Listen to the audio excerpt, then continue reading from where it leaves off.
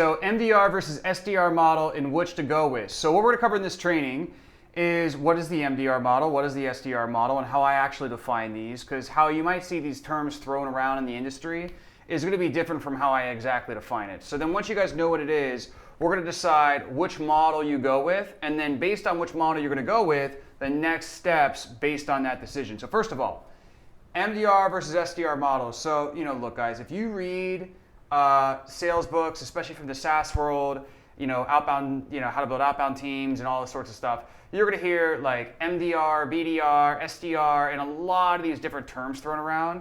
And I'll just admit, depending on who you hear it from, different people have different definitions for these terms, okay? So I think it's very important to start by allowing me to define in this program what those terms actually mean, because everybody has a different definition and it doesn't mean anything's right and wrong, it just is what it is.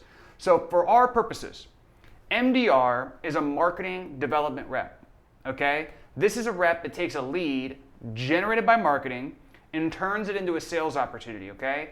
In the software world, this could be called turning an MQL into an SQL, right? Marketing qualified lead into a sales qualified lead. Okay, so this model, the MDR model, as we're going to find out, really this is been basically the thing that's the most responsible for my success in scaling our companies. And especially in terms of the client acquisition side of what allowed us to get to $2.5 million a month pretty quickly, this is pretty much one of the unique things that we do and that I pioneered back when I was a full-time sales rep working at Traffic and Funnels, and we were one of the only companies doing this. And then when I started doing it for my own company, we started helping others, and we've really kind of pushed the MDR model and the setter thing mainstream in the industry, okay? So we're gonna cover more about that. Now, SDR is a sales development rep, and I would imagine a lot of people doing this program, they wanna learn about the SDR model, okay? So the SDR model is basically an outbound rep who generates their own leads, okay? Now, you may have a data generation team, we'll talk about this in a little bit.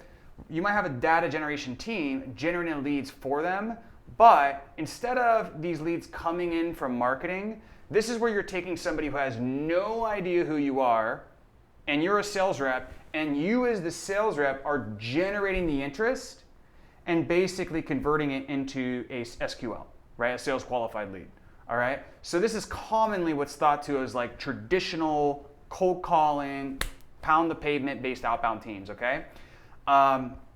Again, they're taking people who know nothing about the company and turning them into a SQL, okay?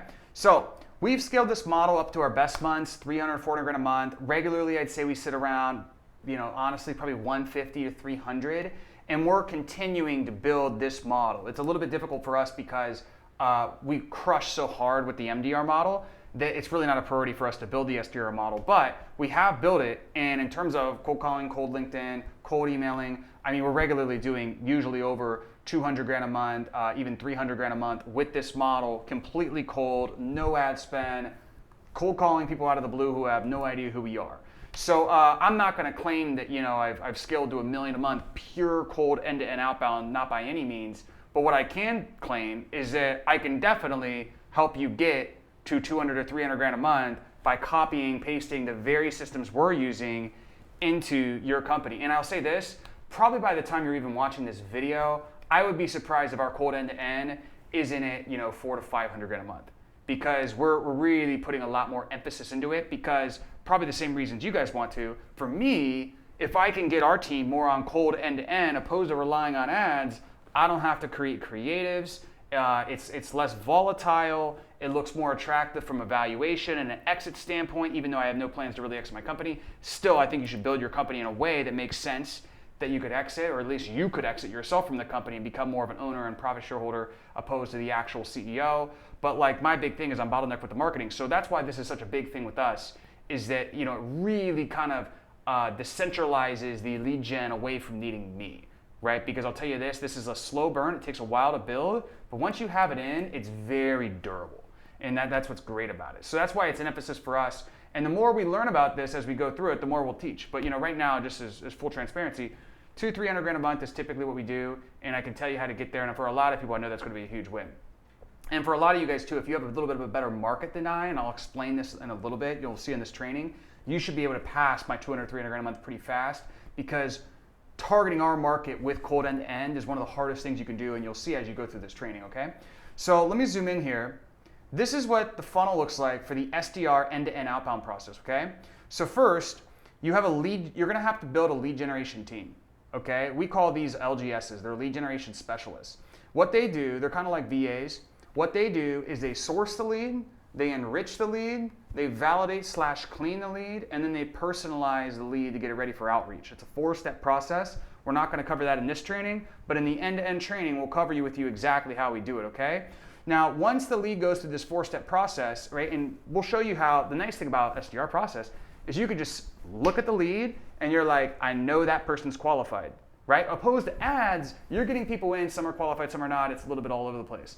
The great thing about SDR is it's just bang, we know that person's qualified because our lead generation team's trained to find that person. They basically go through this 4-step process and then turn it into a qualified lead here, okay?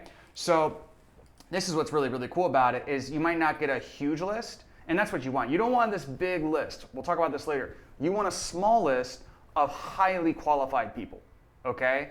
And that really is going to become an asset for your company. Now, once you have a qualified lead, this qualified lead is going to go to 2 different teams. This is how we do it. We have an outbound SDR team. So we just have somebody who only focuses on cold calling. That's it, okay? Then we have an outreach team, and the outreach team runs the cold email marketing system, which you'll cover later, and they run the social outreach. So we can outreach via LinkedIn, via Instagram, via Facebook. This way we get a multi-channel approach.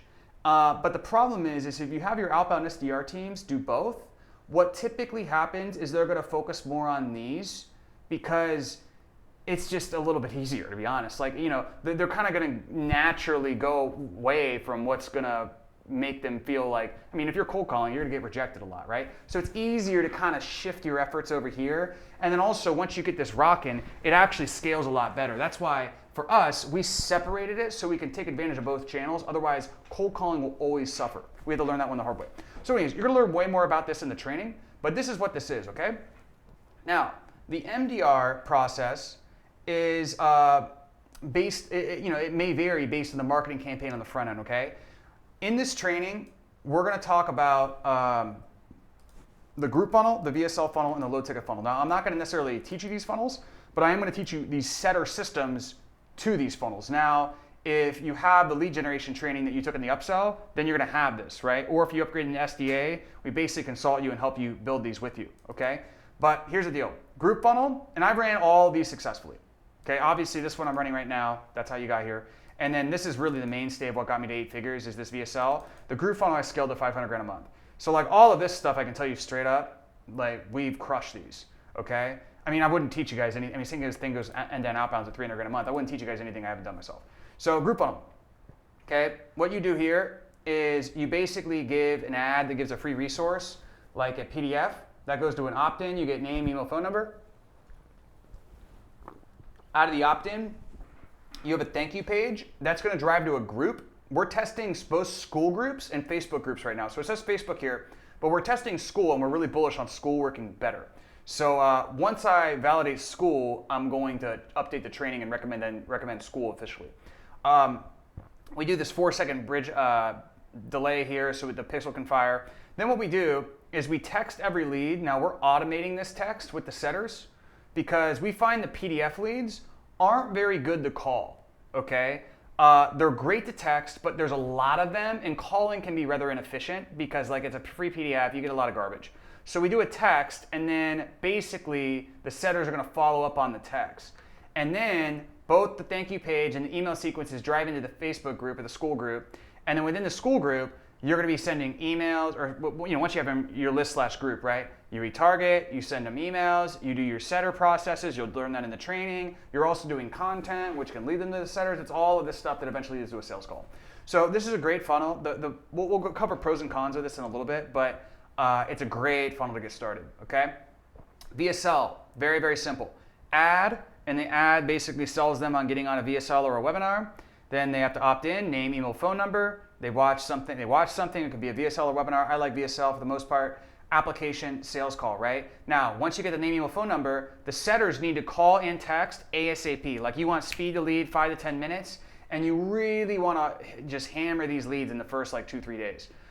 especially with free leads, like we recommend using a local dialer, double dialing every single lead, texting every single lead, and then also calling as fast as possible and calling like 7 to 8 times in the first 72 hours, right? Like you really want to skew your cadence up towards calling immediately, okay?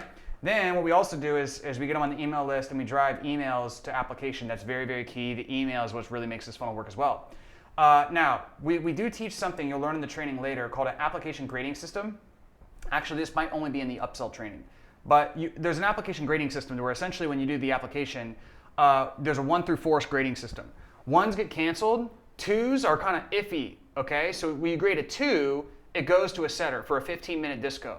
If it's a 3 or 4, it goes right to the closer for a 60-minute consult. Now, if you run a 2-call close process, what I'd recommend, there's multiple different ways to do this, but if you run a 2-call close process because you're B2B, what I would recommend is 2s go to, it really is going to depend here.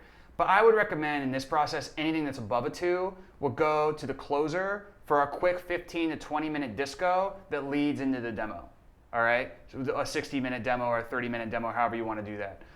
That's more for like traditional sort of B2B. You could also do setter closer where it goes 15-minute is the disco and then the closer only does the demos. I've seen that work as well. Personally, I think having the closer field it end to end once the person books is better, right? I just think the value flow there and just the ability for them to connect with the prospect and just have a better demo, the closers will swear up and down that they want the setters to do the 15-minute beforehand. I believe I would rather have more people just taking it end to end. Now, what I would have your setters do if that was your case is they're still calling all the leads who didn't book and getting them to book a call, right? And that's the big thing about setters is most people, it's not necessarily that you can't do this. A lot of people do it, and it can work. I don't do it for my company. We have a strong application grading process, okay? That's what filters everything onto the closers' calendars. And then we leverage our setters not to just take 15-minute calls from inbound. We leverage them to outbound the people who don't book. That's why our setters produce such a high ROI, and our best leads come from actually people who opted in, didn't book. Okay, those are usually the people who don't have time, highest net worth, they're just the best. And so I wouldn't waste your setters on having them take every single call before your closers. To me, I would, if it's a 2-call process, I'd have your closers take the call first and then take call 2, only have the setters focusing on real iffy applications or calling the opt-ins. Again, we'll cover this way more in detail later, but just wanted to go through this. So anyways, low ticket, obviously this one's much more difficult and I don't have the training released on this yet, but it's very, very similar to the VSL training on a setter side, okay? And honestly, you can kind of look at what we're doing here and sort of reverse engineer what we're doing. I just would not recommend, we'll talk about this later, but I wouldn't recommend this until you really master at least the VSL. If you can't master the VSL, you're not going to be able to master this. And likewise, if you can master this, you're going to easily master the VSL. And I'll talk about why we moved to this model and why we're still doing VSLs, but why we're kind of shifting to this more so and in a second. So anyways, this is paid ad, low ticket funnel with upsells. You could also do an auto webinar, but I would recommend a low ticket funnel with upsells. I think it's a little bit easier. The thank you page is going to drive to a call. So usually how this looks is what we're doing on the thank you page is we're basically immediately getting them into onboarding, and then part of the onboarding is them booking a group onboarding call. Then part of the group onboarding call is reselling them on the opportunity, and then essentially, and this goes, this can even work for like B2B, but especially works great for B2C, reselling them on the opportunity, and then getting them to book a quick triage call. This is where I would have the setter, right? Have them book a quick triage call as like an implementation pathway call, and then that's where you pivot and they can kind of start to sell the console, right? Thank you page purchase, group onboarding call, okay? On the group onboarding call goes to 15-minute call. From the 15-minute call goes to a 60-minute 1-call close, right? That is what I believe would work really, really well. Well, that's what we're doing and works really, really well with the low ticket stuff, okay?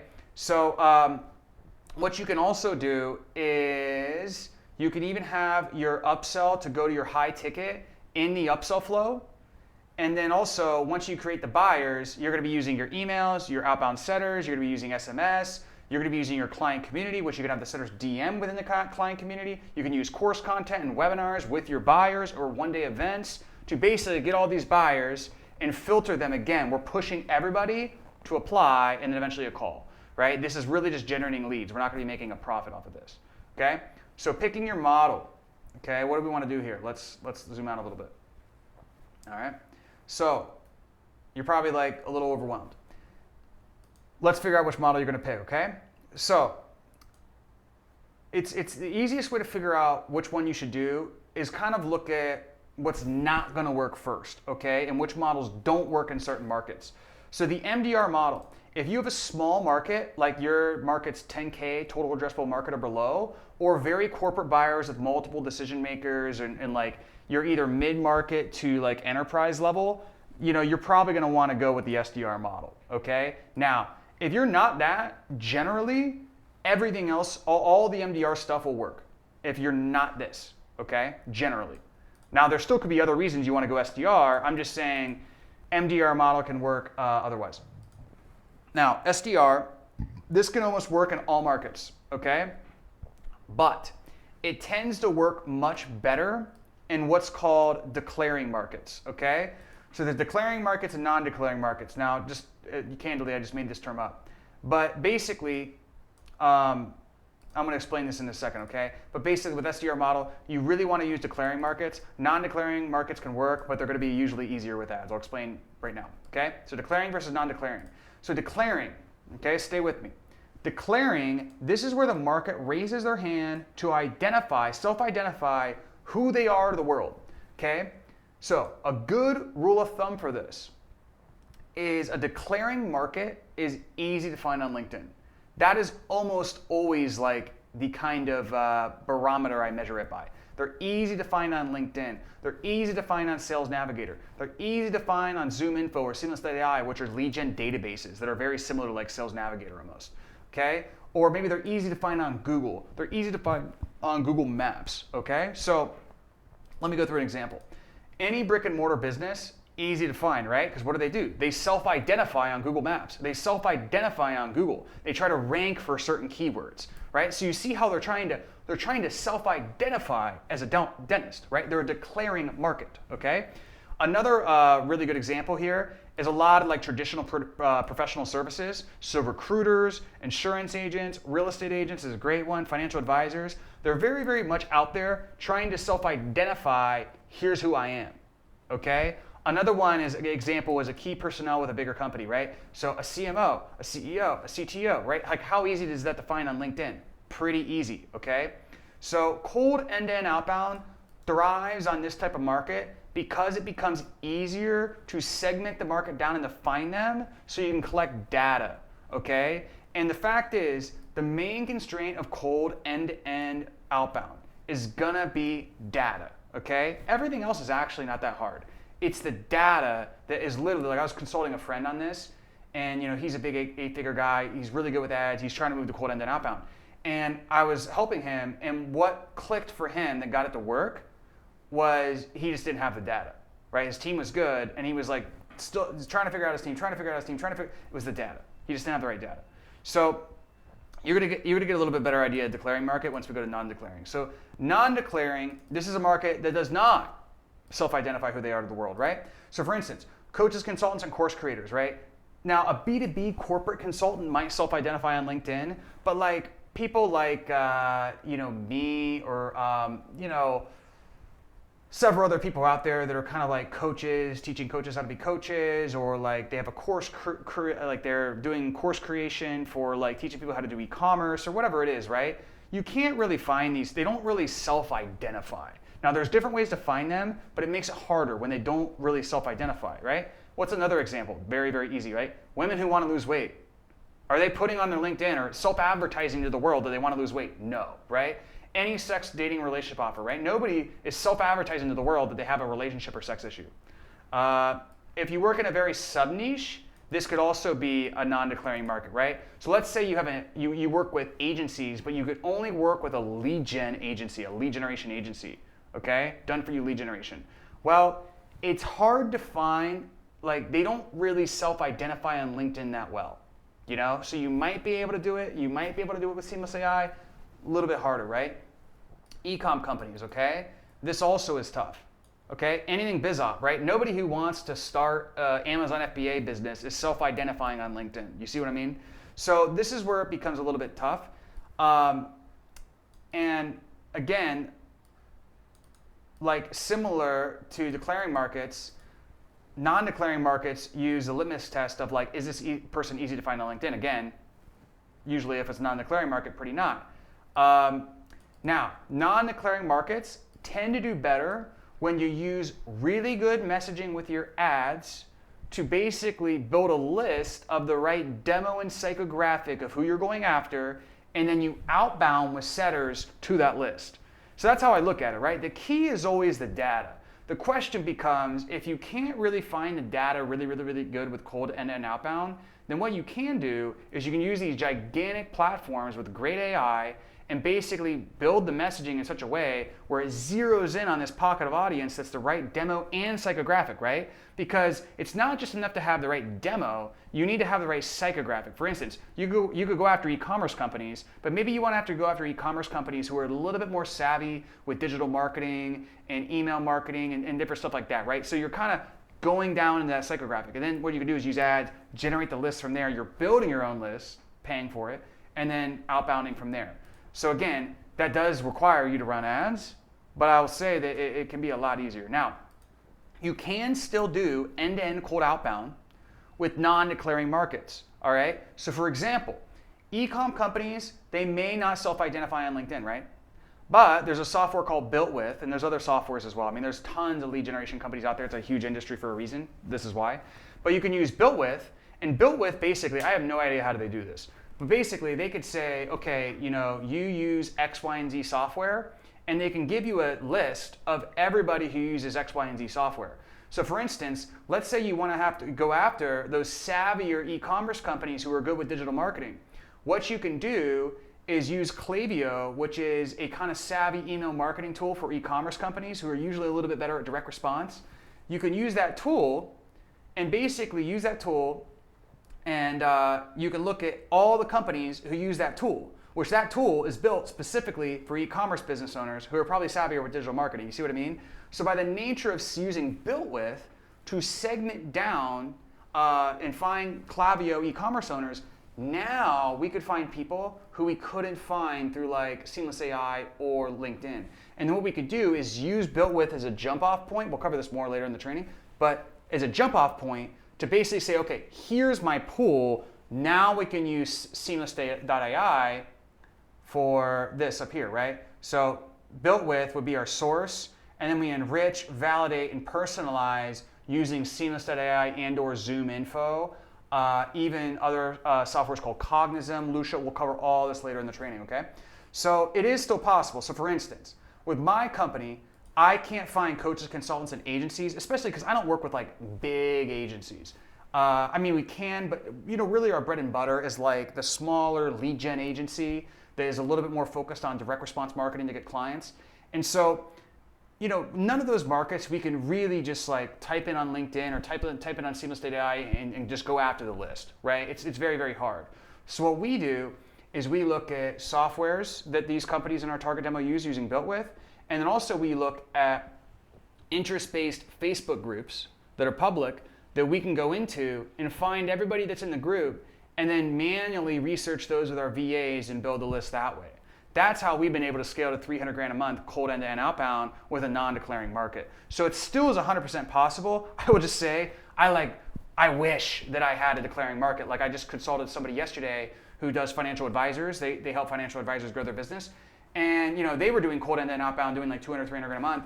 And for them, it's just like so much easier, because if you're a financial advisor, you want to tell the world, I'm a financial advisor, right? You're going to try to get ranked on SEO, Google Maps, LinkedIn, like you're advertising to the world. Same thing with real estate agents, right? With real estate agents, not only are they advertising to the world, very easy to find on any lead generation database because of all the stuff they have to go through, their licensing and all this stuff. They're very easy to find.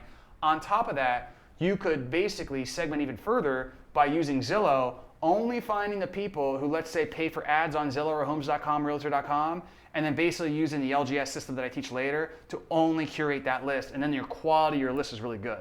So a little bit of a tangent there, but declaring and non-declaring markets. So let's kind of bring this back all full circle. So my advice, okay? If you can find your market with ads, I'd run ads at first, okay? And the reason for that is because it's easier, candidly. It takes less time. It's easier to start here, right? I would say ads is easier to start. Cold outbound's harder to start. Ads is long-term, harder to manage and more volatile. Cold outbound, once it's working, extremely easy and hands-off to manage. Okay, so they're kind of like inverses here.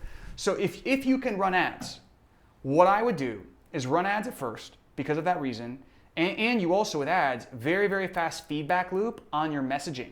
So really what I would do is get your revenue up and your cash flows up and get your messaging dialed in and your funnels dialed in, all with ads. And then if you're really bullish on switching to cold, then switch to cold, okay? And this is if you can do ads, right? This is if you have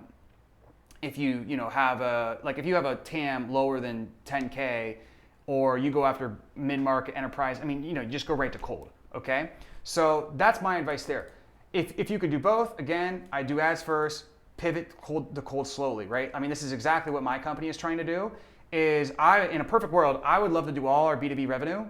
I'd love to do all our revenue off cold end and outbound, because you know what that would mean? It means it would take zero effort from me, right? Because I can easily have a leader run that. Whereas with ads, there's so much more innovation, creativity. You got to be putting new offers out into the marketplace. There's so much like optimization that has to go on. You end up getting bans, and then you got to get on the platform. It's just a mess, right? So that's what we're doing in our company, and why we're trying to scale cold. Now, if you can't do ads, then do cold outbound. Just set the proper expectation. It does take a minute to work, okay? So for example, Impossible to Inevitable is this book. It's co-authored by, I forget his name, but he's the guy who built Salesforce's outbound team to 100 million. Both Predictable Revenue and Impossible to Inevitable, they're good books to read for this stuff. I will say where my training is going to differ from what they do is they don't really tell you exactly what to do, and that's not the whole point of the book. It's more of a big picture book, and they have their own consulting stuff, I think, where they do tell people exactly what to do.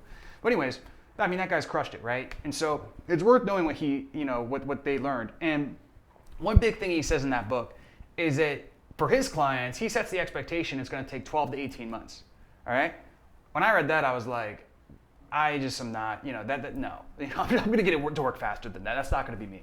And the thing is, too, I think in his industry, if you're an enterprise software salesperson and you got 6-month deal pipeline, then yeah, it is probably going to take 12 to 18 months. For a lot of the businesses I work with, they're high-ticket service providers. It's usually a 14-day sales cycle or less. You can get it to work in 90 days. For us, it got to work in 90 days to break a 7-figure run rate with cold outbound. And to be honest, I think we'd be much further. The problem is that with us, we crush so hard on ads that cold outbound's not like the be-all, die-all, end-all of how we're going to get leads. If it was, I think we'd be way further than we are. Okay, so let's cover this more in the training. But again, if you're doing cold outbound, I'd recommend looking at number one, or if you're set on doing cold outbound. Number one, look at, can you find your leads easily on LinkedIn or using another lead provider? If so, do that, right? Number two, if you can't, built with Facebook groups or any other launch pads, right? So for instance, Alex Berman, and he's somebody who helped us develop the cold outbound email system part of our training. And so shout out to him. He's really, really solid guy. Very, very, he's the guy for cold email, by far. So he showed me a point where you can basically, there's websites where agencies list their portfolios. And by the nature of finding those websites, you can always find a new stream of agencies who are actively trying to advertise to get clients. So you need to kind of find like that. I already gave the Zillow example as well. It's like if you can ever find like a website or a site where people have to pay to get on to actively advertise their business, that means they need clients. And if you sell lead generation services or salespeople like we do, those are the people we want to go after, right? So I call that like a launch pad. Right? Like, where can you find this sort of like launch pad in which like your lead segment you want to go after with the right psychographic is congregating, right? So for instance, I know Dan Martell, when he built, I think the software was called Clarity. They did it through a lot of cold outreach, and what he was saying was that, and Dan's another really great guy. If you do SaaS, I would really recommend working with him in his mastermind. But he was saying that Clarity needed to get experts onto their platform. And so what he was able to do is find the slide decks of these experts giving keynotes and find their contact information at the very end and build a list using that for outreach. So you see how that's very creative? You do got to get creative with this type of stuff. And that's also going to give you a competitive advantage to anybody who tries to rip you out, because I'm telling you, most people will just try to do LinkedIn, or they'll try to do the database in Seamless.ai, and that can work for very good declaring markets. But in most cases, it's better to find this like right congregation of the perfect psychographic. You know, I could find agencies on LinkedIn, but what I'd rather do if I'm going after lead gen agencies is find a Facebook group that they're being taught from a mentor, right? And they're self-congregating in there, and I can just boom, lead gen them right from there and build a list. So keep that in mind. If you do decide MDR model, which funnel do you pick? So we're gonna go through pros and cons here. Group funnel. Pros. Easiest to implement by far. Doesn't take a lot of budget, okay? So you can run this with like 10, 20 bucks a day, all right?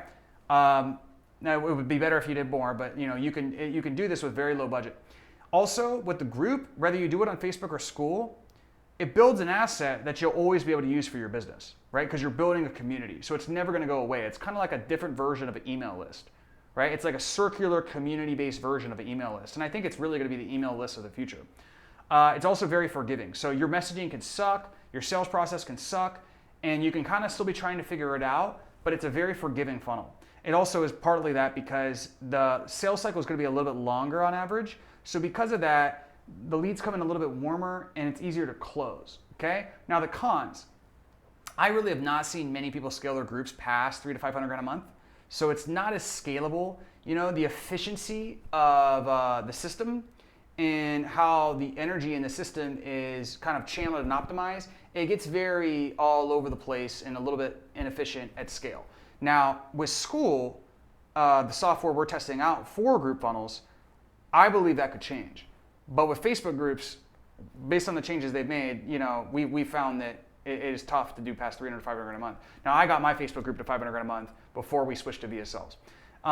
Some markets, they also don't want to join a group if it's a private issue. So if it's like, hey, you know, this group's about saving your marriage, are people going to want to self-identify? You know, you see what I mean? Like, they're probably not into that. The other thing is too, is if your offer takes a lot of education to understand, then a group's not going to be ideal. So like my buddy Spencer has a company called Surplus Funds. And basically what he teaches people how to do is people who want to make money online, he teaches them, and this is very like an ethical, straightforward, great way to do it, is how to basically, you know, there's all these people who, what happens is, you know, when you buy a house or in certain contractual transactions that you do, a lot of times what happens is there's refunds the government needs to give you, but they don't give it to you. And, or like you have to call to be able to get it. So what he teaches people how to do is how to find these people who are owed money by the government and basically just reach out to them and say, hey, you're owed money by the government. I can get it for you, but I'm going to take a commission of what I get. And the people make money online doing that, which is pretty cool. Everybody wins. So now, you see how I had to explain that and that took a long time? That is not ideal for a group.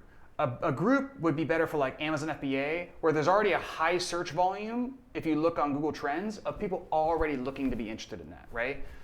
If it takes a lot of education, then groups aren't the best, right? Because you kind of need a VSL and a longer ad to sort of build the interest, right?